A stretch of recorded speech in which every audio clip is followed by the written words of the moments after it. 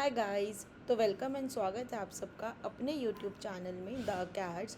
तो हम पढ़ रहे थे मैकेनिज़्म ऑफ वाटर ट्रांसपोर्ट के बारे में कि आपके जो प्लांट्स होते हैं उनकी रूट्स किस तरह से वाटर को एब्जॉर्ब करती है। तो उसमें आज हम पढ़ने वाले हैं ऑस्मोसिस के बारे में।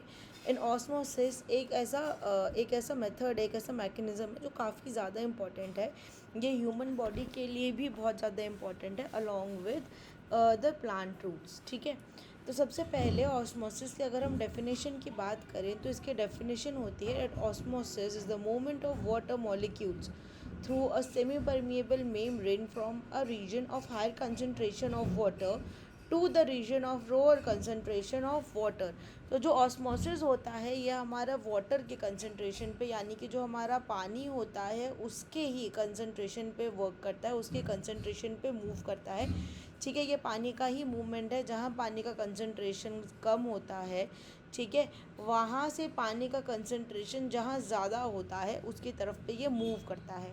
ठीक है, मतलब कि डाइल्यूट से कंसंट्रेटेड सॉलिड की तरफ पे, कंसंट्रेटेड लिक्विड की तरफ पे ये आपका मूव करता है। ठीक है। अब इसका थोड़ा सा मैकेनिज़्म पढ़ते हैं कि किस वजह से ये होता है, किस तरह से ये होता है। जो प्लांट के रूट हेयर्स होते हैं उनके अंदर कंसंट्रेटेड सेल सैप होता है। ठीक है। तो ये जो सेल सैप होता है, जब इसके सराउंडिंग में सॉइल के अंदर वाटर होता है जो कंपैरेटिवली डाइल्यूट होता है, तो इसकी वजह से एक कंसंट्रेशन का डिफरेंस इनके बीच में क्रिएट होता है। और इस सेमी परमिएबल मेम्ब्रेन के थ्रू जो सॉइल का पानी है वो हमारे सेल के अंदर रीच करने लगता है। और फिर सेम प्रोसेस जो इसके साथ जुड़ा हुआ सेल होता है उसके साथ भी होती है और ये पानी आगे मूव करने लग जाता है। ठीक है। तो ये जो ऑस्मोसिस की प्रोसेस है ये आपकी कुछ इस तरह से होती है और ये सबसे ज़्यादा मेन मेथड है आपका वाटर एब्जॉर्प्शन का प्लांट्स में। तो अगर आपके पास में क्वेश्चन आता है कि प्लांट्स में आपका मेन मेथड एब्जॉर्प्शन का कौन सा होता है, तो इसका आंसर आपके पास होता है ऑस्मोसिस। ठीक है। अब करेक्टरिस्टिक्स क्या क्या होते हैं ऑस्मोसिस के, किस तरह से ऑस्मोसिस जो है हमारा चल रहा है। तो करेक्टरिस्टिक्स इसके मेजरली 4 करेक्टरिस्टिक्स होते हैं। सबसे पहला होता है कि इसमें सिर्फ और सिर्फ पानी का मूवमेंट हो रहा है, यानी कि वाटर का ही यहाँ पे मूवमेंट सिर्फ हो रहा है। यहाँ पे किसी भी सॉल्यूट पार्टिकल का, यानी कि किसी भी मिनरल का मूवमेंट नहीं हो रहा है, सिर्फ और सिर्फ वाटर का मूवमेंट हो रहा है। इसके लिए एक सेमी परमिएबल मेम्ब्रेन ज़रूरी होती है जो सिर्फ पानी को पास करना अलाउ करती है और किसी सॉल्यूट को पास करना अलाउ नहीं करती। ठीक है।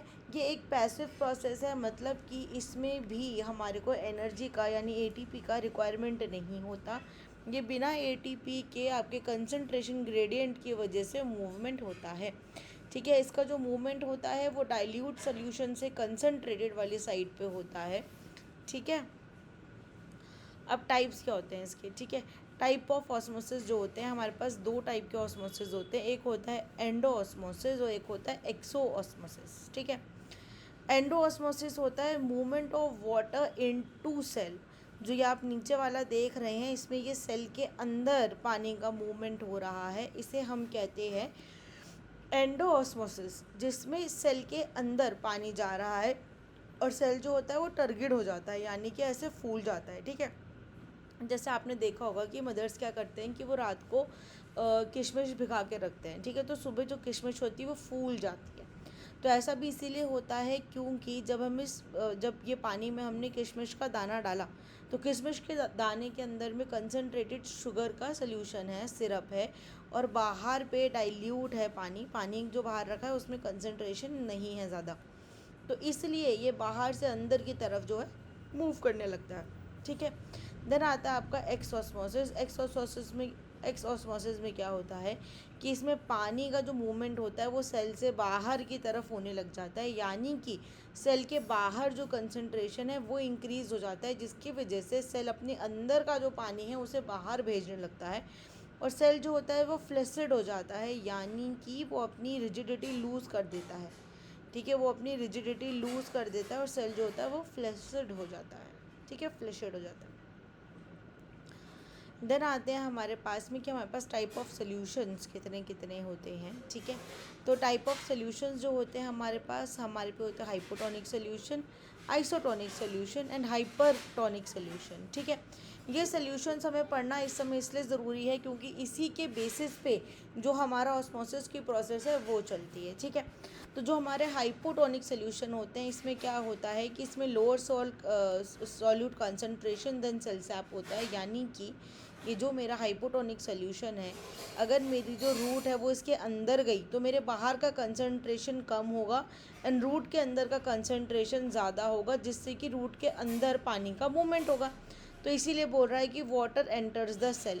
आइसोटोनिक जो होता है इसमें कोई वाटर का मूवमेंट नहीं होता क्योंकि दोनों इक्वल होते हैं, ठीक है, इसमें इक्वल कंसंट्रेशन होता है। देन आता है हमारा हाइपरटोनिक सॉल्यूशन। इसमें क्या होता है कि अगर मैंने अपनी रूट हेयर इसमें डाली तो इसका कंसंट्रेशन मेरे रूट हेयर के जो सेल सैप है उसके कंसंट्रेशन से ज़्यादा होता है, जिसकी वजह से वाटर इसके बाहर आने लग जाता है, ठीक है।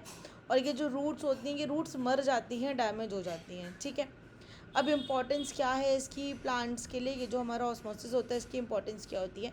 इसकी इम्पोर्टेंस ये है कि ये एक मेन प्रोसेस है वाटर एब्जॉर्प्शन की रूट्स के थ्रू।